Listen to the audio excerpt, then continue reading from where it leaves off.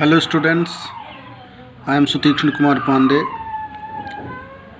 I am talking to you about the second lesson of class 11th, Prose Forgetting, written by Robert Lind.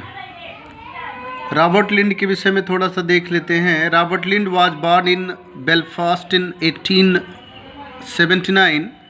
Robert Lynd Belfast में 1879 ईस्वी में पैदा हुए थे, England में. He was educated at Royal Academical Institute and Queen's College Belfast.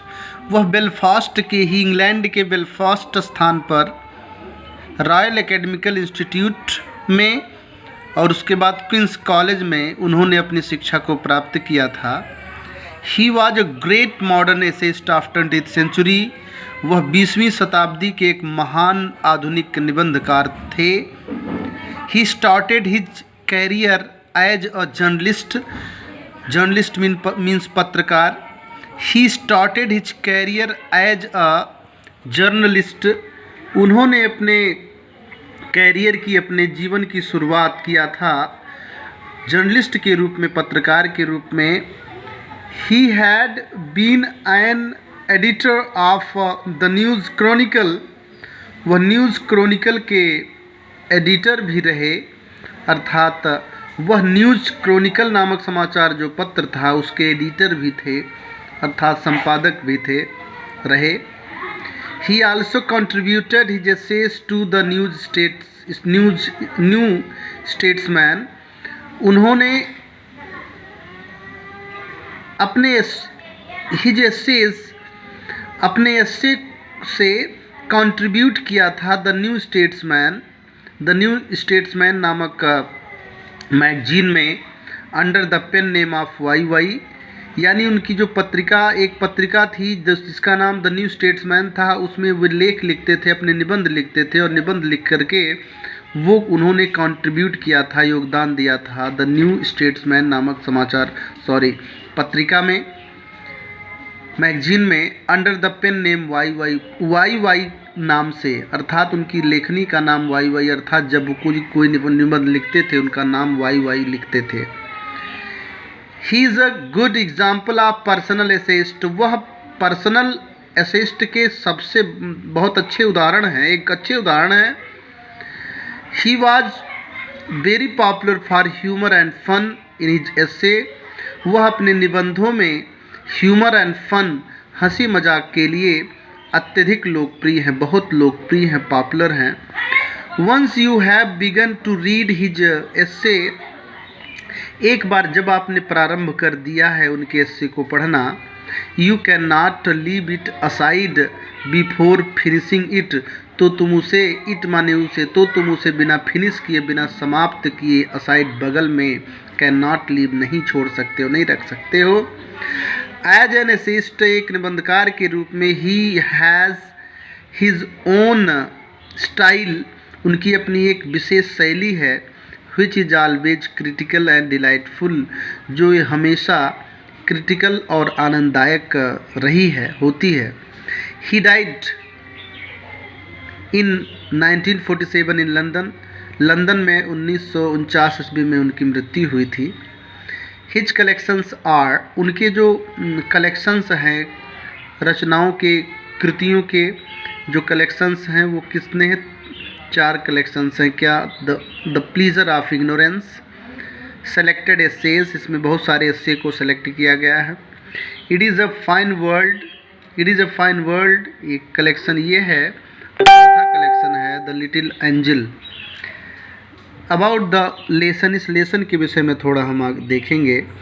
Forgetting is one of the famous essays of Robert Lynd. Forgetting का मतलब होता है विस्मृति, भुलक्कड़पन.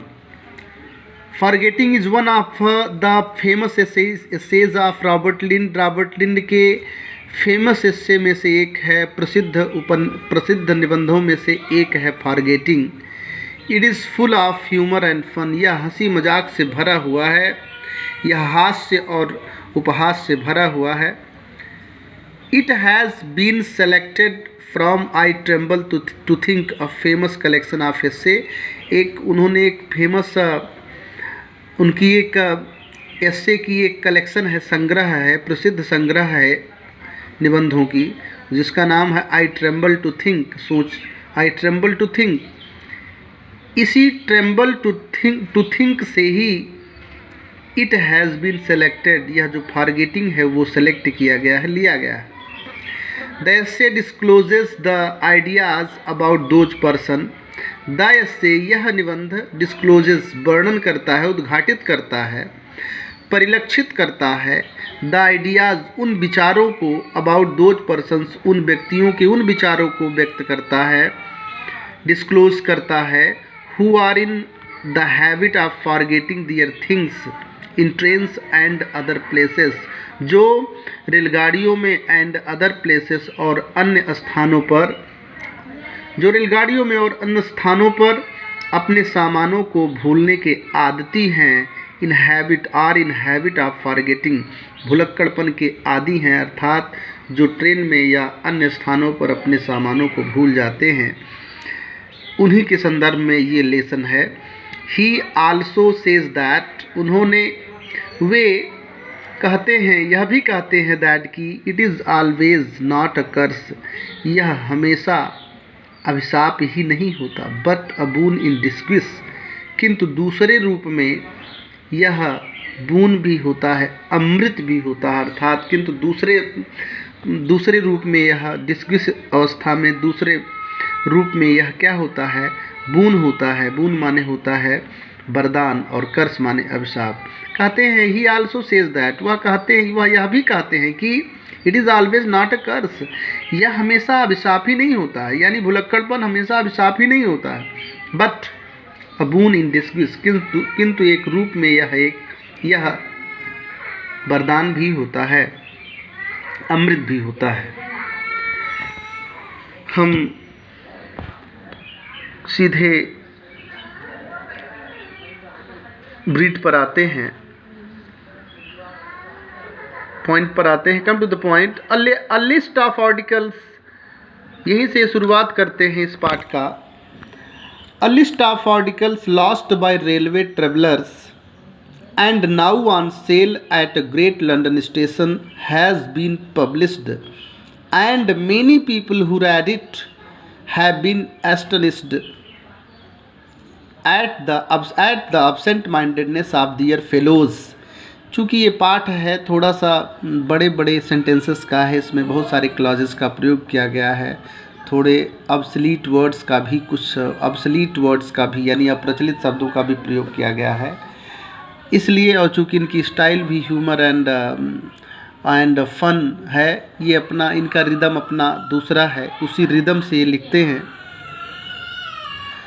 अ list of articles, articles means सामान, लिस्ट माने सूची, अ लिस्ट ऑफ आर्टिकल्स, सामानों की एक सूची, last by, last, third form past participle, last मतलब खोए हुए, सामानों की एक सूची, अ लिस्ट ऑफ आर्टिकल्स लॉस्ट, खोए हुए सामानों की सूची, बाई रेलवे ट्रेवलर्स, रेल यात्रियों के द्वारा, बाई रेलवे ट्रेवलर्स, रेल यात्रियों के द्वारा खोए हुए आर्टिकल्स की एक सूची, and now on sale at great, और जिसे अब ऑन सेल, बिक्री के लिए, यानी जिन सामानों को बिक्री के लिए, एंड नाउ, और जिसे अब ऑन सेल, बिक्री पर, अर्थात बिक्री के लिए, at a great London station, London के एक बड़े स्टेशन पर, हैज़ बीन पब्लिश्ड, प्रकाशित कर दी गई है, पब्लिश कर दी गई है। एंड मैनी पीपल, और बहुत सारे लोग, हु रेड इट, जिन्होंने इसे पढ़ा है, हु रीड इट, जिन्होंने इसे पढ़ा है, एंड मैनी पीपल, और बहुत सारे लोग जिन्होंने इसे पढ़ा है, या जो इसे पढ़ते हैं, have been astonished at, have been astonished, astonish माने आश्चर्यचकित होना, वे आश्चर्यचकित हो चुके हैं, at the absent mindedness of their fellows, अपने साथियों के एब्सेंट माइंडेडनेस पर। Absent mindedness means forgetting, into English, इसको हिंदी में भुलक्कड़पन कह सकते हैं, या फॉरगेटिंग कह सकते हैं, या माइंडेडनेस कह सकते हैं, या विस्मृति कह सकते हैं हिंदी में।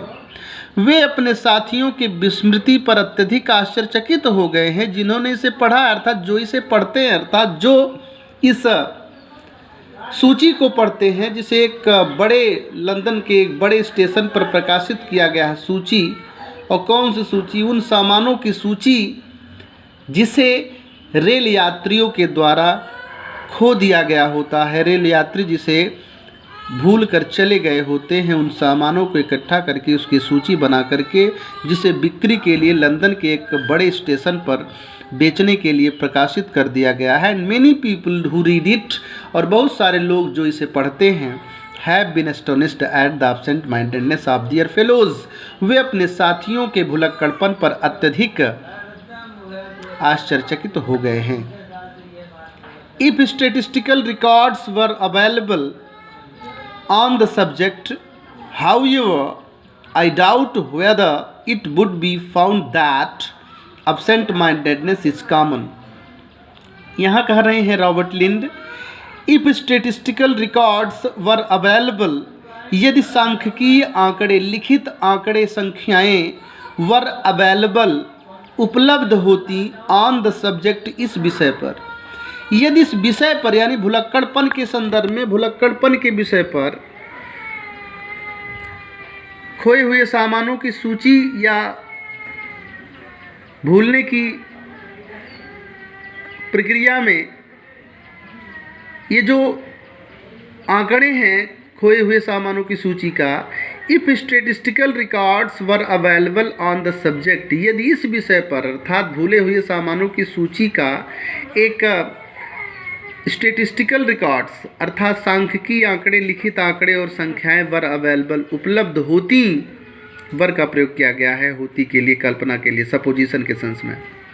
If statistical records were available on the subject, यदि सब्जेक्ट पर, इस विषय पर सांख्यिकीय आंकड़े उपलब्ध होती, हाउएवर, तो आई डाउट, तो मुझे संदेह है, वेदर की क्या, इट वुड बी फाउंड, कि क्या यह पाया जाएगा, दैट कि एब्सेंट माइंडेडनेस इज कॉमन, भुलक्कड़पन सामान्य बात है। भुलक्कड़पन एक सामान्य सी चीज़ है, कॉमन है, साधारण बात है। It is the efficiency rather than the inefficiency of human memory that compels my wonder. It is the efficiency rather than the inefficiency. It is the efficiency, efficiency माने होता है दक्षता, निपुणता, कुशलता, चाहे जो कह लीजिए। इट इज़ द इफिशियंसी, यह कुशलता है, दक्षता है, रैदर देन द इनएफिशिएंसी, अनिपुणता, अकुशलता, अदक्षता की अपेक्षा आप ह्यूमन मेमोरी, मानवीय स्मृति का, मनुष्य की स्मृति का, मनुष्य के याददाश्त की यह अनिपुणता की अपेक्षा, अकुशलता की अपेक्षा कुशलता है। दैट कंपेल्स माई वंडर, जो मेरे आश्चर्य को प्रभावित करता है, जो मुझे आश्चर्यचकित करने पर विवश करता है। कंपेल मीन्स विवश करना, माई वंडर मेरे आश्चर्य, जो मेरे आश्चर्य को विवश करता है, अर्थात जो मुझे मेरे आश्चर्य को प्रभावित करता है, अर्थात जो मुझे आश्चर्यचकित होने पर विवश करता है। मॉडर्न मैन रिमेंबर्स, आधुनिक व्यक्ति, मॉडर्न मैन, आधुनिक व्यक्ति remembers even telephone numbers, even यहाँ तक कि आधुनिक व्यक्ति टेलीफोन नंबर्स, टेलीफोन के नंबरों को भी रिमेंबर्स माने याद रखता है। He remembers the addresses of his friends, वह अपने मित्रों के पते को भी याद रखता है। He remembers the dates of good vintages, good माने अच्छी, विंटेज माने होता है अंगूरों को इकट्ठा करना। एक्चुअली विंटेज का मतलब होता है अंगूर से बनी हुई शराब, अंगूर से शराब बनाने की प्रक्रिया को विंटेज कहते हैं। विंटेज का मतलब होता है, विंटेजेज यहाँ आया हुआ है अंगूर को इकट्ठा करने की, बटोरने की का समय, कि कब अच्छे अंगूरों को बटोरा जा सकता है, इकट्ठा किया जा सकता है और इकट्ठा करके उससे शराब बनाई जाएगी, इस समय को। तो he remembers the dates of good vintages, वह अच्छे किस्म के शराब के कलेक्शन को भी, शराब को बटोरने की, कह दीजिए कि अंगूरों को बटोरने की, संग्रह करने की, डेट माने समय को भी रिमेंबर से याद रखता है कि कब अच्छे अच्छे अंगूरों का कलेक्शन किया जा सके जिससे शराब बनाया जाए। He remembers appointments for lunch and dinner, वह दोपहर के भोजन और रात्रि के भोजन के अपॉइंटमेंट को भी, नियुक्तियों को भी याद रखता है, अर्थात खाने के समय को भी याद रखता है। हिज मेमोरीज क्राउडेड, उसकी स्मृति भरी पड़ी होती है with the names of actors and actresses and cricketers and footballers and murderers, उसकी स्मृति, उसकी याददाश्त इज क्राउडेड, भरी होती है विद द नेम, नामों से। किनके नामों से? एक्टर्स नायकों के, एक्ट्रेसेस नायिकाओं के, क्रिकेटर्स क्रिकेटरों के, एंड फुटबॉलर्स फुटबॉलरों के, एंड मर्डरर्स और हत्यारों के, यानी इन तमाम सारे लोगों के नामों से उसकी स्मृति भरी पड़ी होती है। ही कैन टेल यू, वह तुम्हें बता सकता है, व्हाट द वेदर वाज, कि मौसम कैसा था। व्हाट द वेदर वाज, कि मौसम कैसा था। Like in a long past, बहुत समय पहले बीते हुए अगस्त के महीने में, यानी अगस्त के महीने में, जो पिछले अगस्त के महीने में जो बहुत समय पहले बीता, उस अगस्त के महीने में मौसम कैसा था वह तुम्हें बता सकता है। And the name of the provincial hotel, और उस प्रांतीय होटल का नाम भी तुम्हें बता सकता है, एट विच, जिसमें ही हैड अ वाइल मील, जिसमें ही हैड, उसने पाया था, अर्थात उसने खाया था, क्या? अ वाइल मील, खराब भोजन, ड्यूरिंग द समर, ग्रीष्म ऋतु के दौरान। यानी वह तुम्हें उस होटल का, उस प्रांतीय, उस लोकल के होटल का नाम भी बता सकता है जिसमें उसने, एट विच, जिसमें ही उसने had a while meal during the summer, गर्मी के मौसम के दौरान खराब भोजन जिसमें उसने खाया था, उस प्रोविंशियल होटल का नाम भी तुम्हें वह बता सकता है। इन हिज ऑर्डिनरी लाइफ, अपने साधारण जीवन में, अगेन माने फिर अपने ऑर्डिनरी माने साधारण, लाइफ माने जीवन, इन मीन्स में, फिर अपने साधारण जीवन में, ही रिमेंबर्स, वह याद रखता है, ऑलमोस्ट एवरीथिंग, लगभग सब कुछ, दैट, जो, ही इज एक्सपेक्टेड, जो उससे आशा की जाती है, टू रिमेंबर, याद रखने की। वह अपने सामान्य जीवन में वह लगभग सब कुछ याद रखता है, ऑलमोस्ट एवरीथिंग, लगभग सब कुछ याद रखता है, that he is expected to remember, जो उससे याद रखने की आशा की जाती है। How many people in all London, पूरे लंदन में कितने लोग होंगे जो फॉरगेट, जो भूल जाते हैं, a single item of their clothing, अपने कपड़े की एक सिंगल आइटम, यानी कपड़ा पहनते समय एक कपड़ा पहनना, कोई भी अपने ड्रेस का कोई कपड़ा, कोई आइटम वह भूल जाते हों। पूरे लंदन में कितने लोग होंगे, when dressing in the morning, जब वे सुबह सुबह कपड़े बदल रहे होते हैं, कपड़े पहन रहे होते हैं। तो यहाँ पर उनके कहने का मतलब है कि हाउ मेनी मैन, कितने लोग होंगे, इन ऑल लंदन, पूरे लंदन में, पूरे लंदन में कितने लोग होंगे जो फॉरगेट, भूल जाते हैं, सिंगल आइटम, एक इकलौता आइटम, इकलौता सामान, ऑफ दियर क्लॉथिंग, अपने कपड़े का, when dressing in the morning, जब वे सुबह सुबह कपड़े बदल रहे होते हैं। नॉट 1 in 100, 100 में एक भी नहीं। परहैप्स, शायद, नॉट 1 in 10,000, शायद 10,000 में एक नहीं, शायद 10,000 में भी एक नहीं। यानी कह रहे हैं कि पूरे लंदन में भला ऐसे कितने लोग होंगे जो सुबह सुबह कपड़े बदलते समय अपने कपड़े का कोई सिंगल आइटम भूल गए पहनना। कह रहे हैं नॉट 1 in 100, 100 में एक भी नहीं, यानी 100 में एक भी नहीं। परहैप्स, शायद, नॉट 1 in 10,000, शायद 10,000 में भी एक नहीं। हाउ मेनी ऑफ देम, उनमें से कितने लोग होंगे जो फॉरगेट भूल जाते हैं टू शट बंद करना द फ्रंट डोर, मुख्य दरवाजे को, आगे के दरवाजे को, व्हेन लीविंग द हाउस, जब वे घर को छोड़ रहे होते हैं। यानी कि उनमें से यानी पूरे लंदन में भला ऐसे कितने लोग होंगे जो सुबह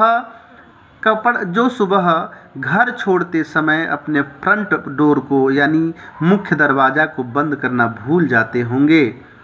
स्कार्सली मोर, मुश्किल से ही कोई, अर्थात शायद ही कोई। And so it goes on through the day, और इस प्रकार इट गोज़ ऑन, यह चलता रहता है, थ्रू द डे, पूरे दिन, और इस प्रकार यह पूरे दिन चलता रहता है। ऑलमोस्ट एवरीबडी, लगभग प्रत्येक व्यक्ति, रिमेंबरिंग, याद रखता है, टू डू माने करना, द राइट थिंग, सही बातों को, लगभग प्रत्येक व्यक्ति सही बात को करना याद रखता है, एट द राइट मोमेंट, सही समय पर, till it is time to go to bed, जब तक सोने के लिए जाने का समय नहीं होता है। यानी जब तक सोने के लिए जाने का समय नहीं होता है तब तक वह सही समय पर सही बात को करना याद रखता है। एंड देन, और फिर द ऑर्डिनरी मैन, वह साधारण व्यक्ति, और फिर वह साधारण व्यक्ति सेल्डम, कभी कभी अर्थात शायद ही कभी, फॉरगेट, भूल जाता है, टू टर्न ऑफ, बंद करना, द लाइट्स, बत्तियों को, फ्रॉम बिफोर गोइंग अपस्टेयर्स, ऊपर सीढ़ियों से ऊपर छत पर जाने से पहले, यानी सीढ़ियों से छत पर ऊपर जाने से पहले, कभी कभी अर्थात शायद ही कोई। एंड देन, और फिर द ऑर्डिनरी मैन, और फिर वह साधारण व्यक्ति, सेल्डम, कभी कभी अर्थात शायद ही कभी, बिफोर गोइंग अपस्टेयर्स, सीढ़ियों से छत पर जाने से पहले, अपनी लाइट को यानी बत्तियों को, टू टर्न ऑफ, बंद करना, फॉरगेट्स, भूल जाता है। इस प्रकार यहाँ पर उन्होंने कुछ उदाहरण दिया भुलक्कड़पन के संदर्भ में। इसको एक पैराग्राफ मैंने आपको पढ़ाया है, अबाउट द ऑथर पढ़ाया, अबाउट द लेसन पढ़ाया, और एक पैराग्राफ पढ़ाया। चूँकि इसके पैराग्राफ थोड़ा बड़े बड़े हैं, मेहनत से पढ़ते रहिए, मैं आपको पढ़ाता रहूँगा, और कमेंट करते रहिए। और एक काम करें, सभी लोगों से अनुरोध है कि अगर टेलीग्राम पे दिक्कत हो तो आप लोग वहाँ पर यूट्यूब का वो दिया, हर वीडियो पर दिया हुआ है यूट्यूब का लिंक, उस लिंक पर जा कर के यूट्यूब से पढ़ें तो डायरेक्ट पढ़ लेंगे आसानी से। 20 मिनट 15 मिनट जितने का भी होगा, आराम से पढ़ें, पढ़ करके और सब्सक्राइब कर लें। और सब्सक्राइब करने के बाद वो जो बेल आइकन है, उस बेल आइकन पर भी जो आप लोग दबाएंगे, क्लिक कर देंगे ऑल करके, तो वो कंप्लीट हो जाएगा। तो कोई भी वीडियो डाला जाएगा तो आपको सूचित होगा, आपको मिलेगा। और वैसे भी आप टेलीग्राम पर जाइए और जा कर के वहाँ सब लोग पढ़ते रहिए। धन्यवाद विद्यार्थी।